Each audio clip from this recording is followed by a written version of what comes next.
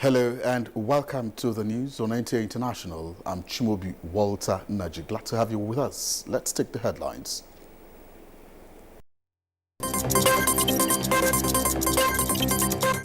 Today, Nigerian government develops national policy in support of 3 tiers of government.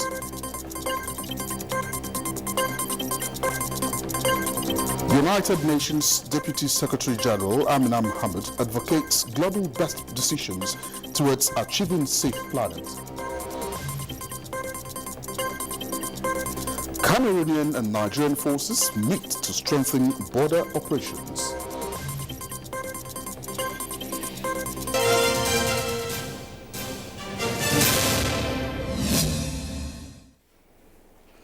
Join me as we take the news in full. And every year on December 5th, the world observes International Volunteer Day to celebrate the commitment and contributions of volunteers globally with the theme, Together We Can Through Volunteering. This year, United Nations highlighting the important contributions of volunteers to the response to COVID-19.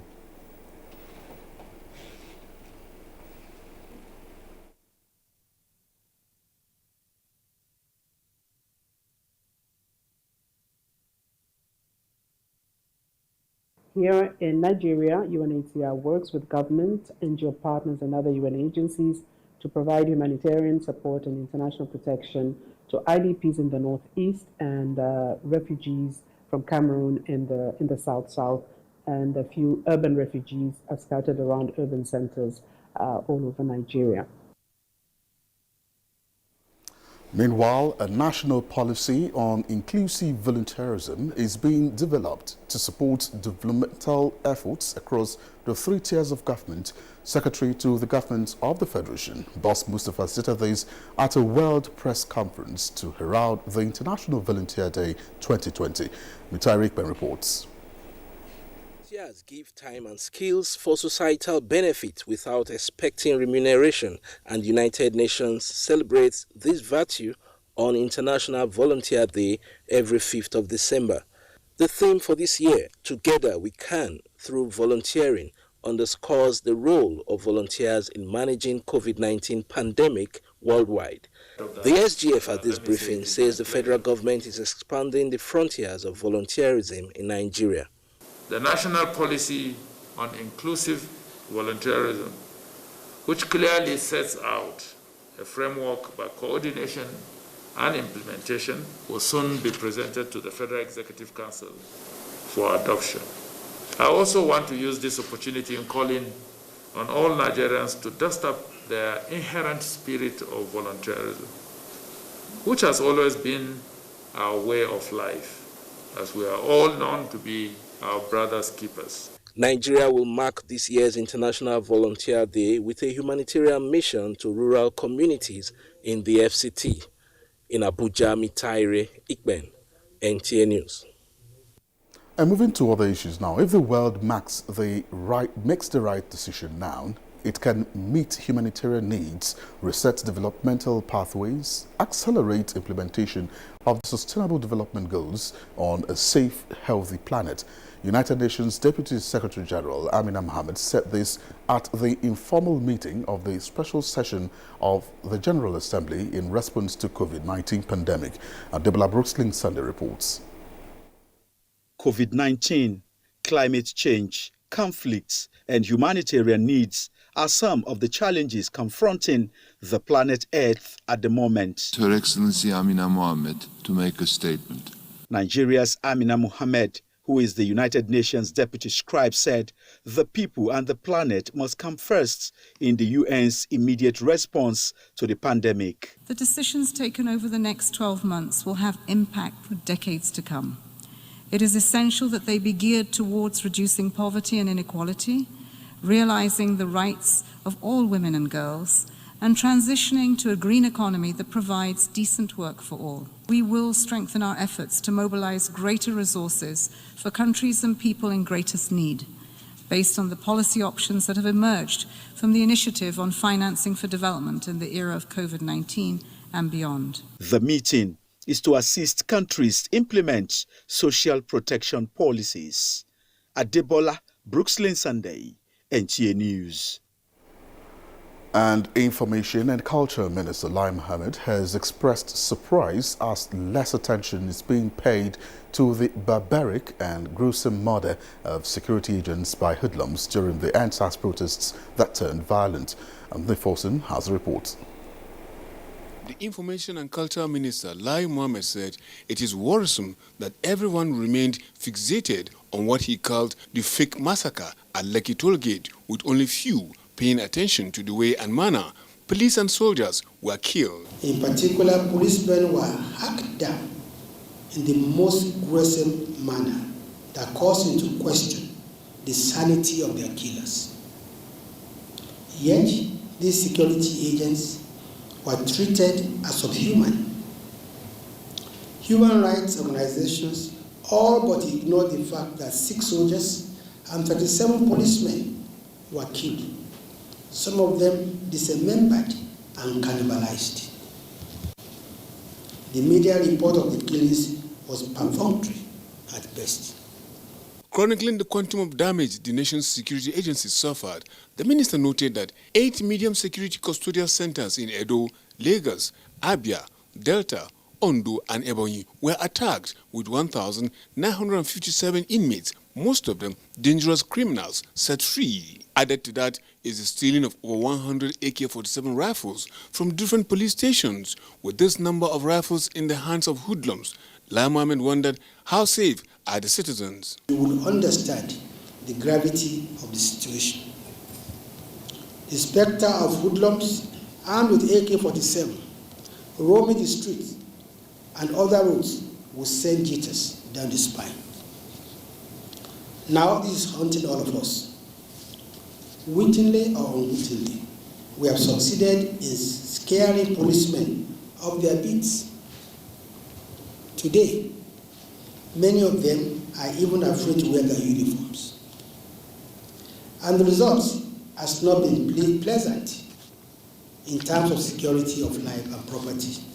To this end, he called on all Nigerians to see the provision of security as a collective responsibility of all. In Lagos, Anthony Forson, NTA News. And for some security reports, towards enhancing synergy to fight the common enemy, Cameroonian defense forces have met with their Nigerian counterpart to strengthen border operations. The security bilateral meeting took place at Headquarters Theatre Command Operations, Lafia Dole in Maiduguri. Maimuna Garba reports. The visit by the Cameroonian Defense Forces is to further strengthen synergy between troops of the two countries, aimed at clearing remnants of Boko Haram terrorists along the country's border communities. It is also expected to share experience for more aggressive and robust operations to restore lasting peace to border areas, especially the Mandara Mountains. The visit under the platform of Multinational Joint Task Force was led by Cameroonian delegation Major General Sali Muhammadu. Meanwhile, Theatre Commander Operation Lafia Dole, Major General Farouk Yahaya, has reiterated commitment of troops of the command to pursue and clear remnants of Boko Haram terrorists in the theatre. The theatre commander stated this while decorating 6 senior officers of the command who were recently promoted to their next ranks. Major General Yahaya charged the newly promoted officers to live up to the responsibilities of their new ranks and work gallantly to accomplish the task of clearing remnants of the terrorists. In Maiduguri, Maimuna Garba, NTA News. In the meantime, the Directorate of Defense Media Operations, DMO, says air interdiction missions conducted by the Air Task Force of Operation Lafia Dole have continued to intercept terrorist elements in the northeast zone of the country. DMO Coordinator Major General John Enenche says the latest includes mission conducted on 1st and 2nd of December 2020 and the subsidiary operation Wutartabki 2 at Bode and Mudu. Second settlement along the Yale-Kumshe axis of Borno State, as well as at a third location, simply known as the S region, within the heart of the Sambisa forest. The air strikes, which employed Nigerian Air Force fighter platforms, were accomplished after a series of intelligence and reconnaissance missions revealed a pattern of live evidence indicating that the three locations were being used as staging and storage areas for the terrorists. The airstrikes led to the neutralization of several insurgents and the destruction of the structures, including an anti-aircraft gun station. And to further evolve unique modern techniques for the operations of the armed forces and facilitate the ongoing self-reliance drive in equipment holdings of the military, the Minister of Defense, Bashir Magashi, inaugurates office complex for the Defense Research and Development Bureau in Abuja. Defense correspondent Ismail Musa reports.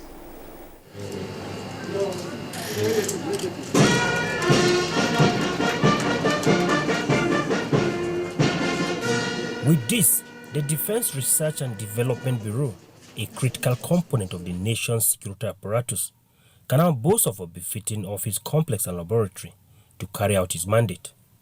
The Bureau, established in 2017, is with a vision of becoming an internationally recognized research and development center, capable of meeting Nigeria's defense and security needs, while leveraging on indigenous and international partners. In line with the Nigerian National Defense Policy, NNDP 2017, the Defense Research and Development Bureau, DRDB for short, was to coordinate activities of all defense-related laboratories as well as research and development in Nigeria. To the Chief of Defense Staff, the current complex and dynamic security threats requires constant research. This permanent office is a major milestone in attaining the desired plan for the growth of Defense Research and Development Bureau for the Armed Forces of Nigeria.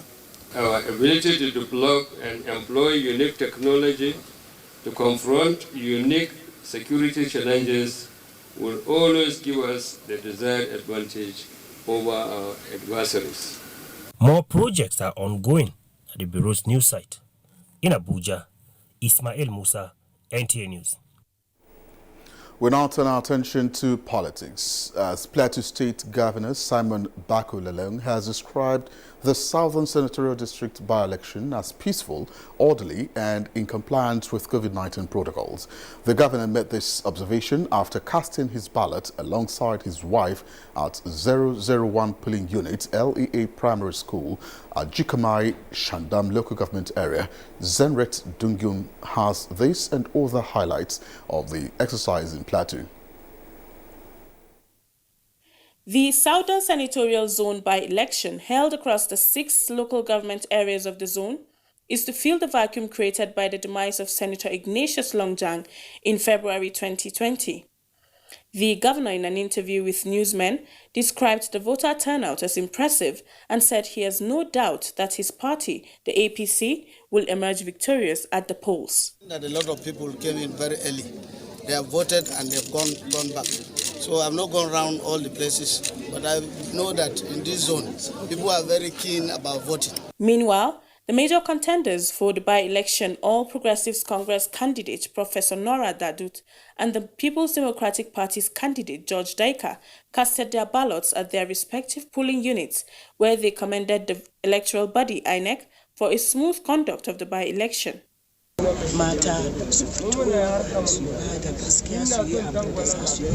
want women to come out so that we can work together. Today where I think the electors are allowed to exercise their franchise by exercising their civic rights in electing who they feel and believe that will be a true representative. Somebody they know that can deliver, somebody they know that can add value to their lives and society. Similarly, the Deputy Speaker, House of Representatives and member representing Wase Federal Constituency, Ahmed Idris Wase, has exercised his voting right in his polling unit in Bashar district of Wase local government area. As at the time of filing in this report, collation of results at INEC senatorial headquarters in Shandam has commenced. This is the news on NTA International. More reports after the break, to stay with us.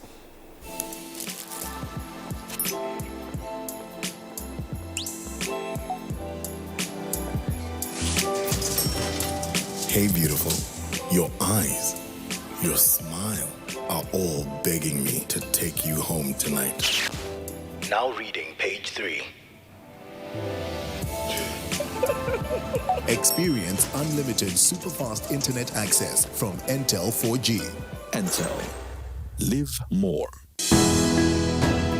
Dialogue, empathy, love, and unity.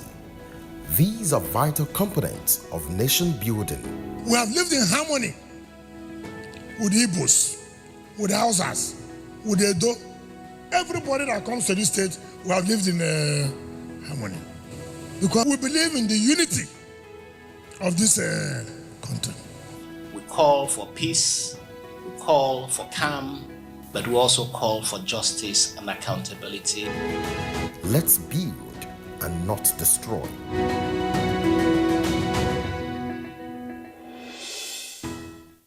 Glad to have you back on the news. Now, mass vaccination program against COVID-19 begins in Russia, just as President Donald Trump orders withdrawal of U.S. troops from Somalia. Joyce Ometu has details of these and more on the Global Update. Russia has started its COVID-19 vaccination program, with clinics in the capital, Moscow, immunizing those most at risk. Its own vaccine, Sputnik V, which was registered in August, is being used. Developers say it is 95% effective and causes no major side effects, but it is still undergoing mass testing. In the meantime, Iran has extended many coronavirus-related restrictions across the country as its COVID-19 death toll went past 50,000 on Saturday. Iran, the worst affected country in the Middle East, is battling its third wave of the pandemic. Case figures as registered on Worldometer coronavirus dashboard at 6 p.m. local time showed 66,420,470 infections worldwide, with more than 1.5 million fatalities. Meanwhile, Nigeria on Friday reported 324 new coronavirus cases. The Center for Disease Control in its daily update said the latest addition brings the total number of cases in the country to 68,627. In other news, President Donald Trump has ordered the withdrawal of nearly all U.S. troops from Somalia by 15th January 2021.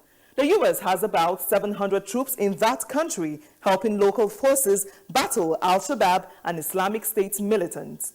Trump's decision to pull U.S. troops out of Somalia in the waning days of his presidency has triggered dismay from Somalis, who appealed to the incoming U.S. president to reverse their decision. In China, at least 18 out of 24 persons trapped in the coal mine in southwestern city of Chongqing have died. Reports say this is the second of such accidents in just over 2 months.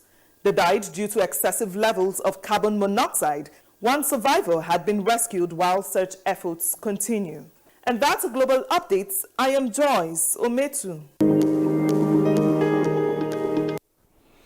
Many thanks, Joyce, for that package. And we'll start this report with a quote: "Keep soil alive, protect soil biodiversity." End of quote. That's the theme for the 2020 World Soil Day, commemorated globally to create awareness on the importance of sustaining healthy ecosystems and human well-being. Onegie Fineface reports on this commemoration in Abuja, championed by the Nigerian Institute of Soil Science. The soil for food is an age-long practice and necessary venture for human survival. But the sustenance of food production depends largely on the health of the soil and its biodiversity. World Soil Day 2020 recognizes the import of a healthy soil on the health of humans. By keeping the soil alive, by keeping protecting the biodiversity, that is the living organisms that we have in this soil, then we are trying to make our soil healthy, and our farmers can have something to rely on so that they can meet up with the demand, the food demand, that as our population is increasing every day. So with that, we are assured of food security. As the government is attacking insurgency, government should also attack soil degradation in Nigeria. Pollution is everywhere. In commemorating Soil Day, Nigerian Institute of Soil Science is drawing attention to healthy practices needed to protect the soil from the impact of degrading conditions like flood, erosion, pollution, and climate change. In Abuja, Onengiye Fine Face, NTA News. Now, the 2020 flooding of River Niger affected several communities and states across the country. The flood displaced millions of Nigerians, destroyed homes and homelands, and resulted in the loss of some lives. To checkmate the impact of the flood, the federal government is engaging stakeholders in a dialogue on the imperative for environmental governance in mitigating flood. Onengiye Fineface again reports that the dialogue is at the instance of the National Environmental Standards and Regulation Enforcement Agency, NESRA. Having been armed with her amended Establishment Act to operationalize the gazetted National Environmental Regulations, some of which will have controlled flooding in Nigeria. There is a memo that the ministry will be presenting to the National Economic Council, being chaired by His Excellency the Vice President, and to find out some of the ways that flooding can be controlled, can be mitigated, and we are going to do that presentation very soon. Now, there must be a link between the organized private sector and the national innovation system for indigenous research and development results to be effectively commercialized for sufficient wealth creation and economic growth. The National Office for Technology Acquisition and Promotion, NOTAP, made this observation at a stakeholders forum on the promotion and commercialization of research and development results in Abuja. Justin Bem-Unyi reports. An array of demand-driven innovations by Nigerian scientists and technologists here, as we see geophysical survey tools, mobile application creations, renewable energy solutions, amongst others. And this is the ingenuity of a few indigenous inventors. But as interesting as the skills and capacity of these indigenous researchers and innovators may seem, their efforts may remain on the shelves if not properly commercialized to translate to wealth and value creation to the national economy.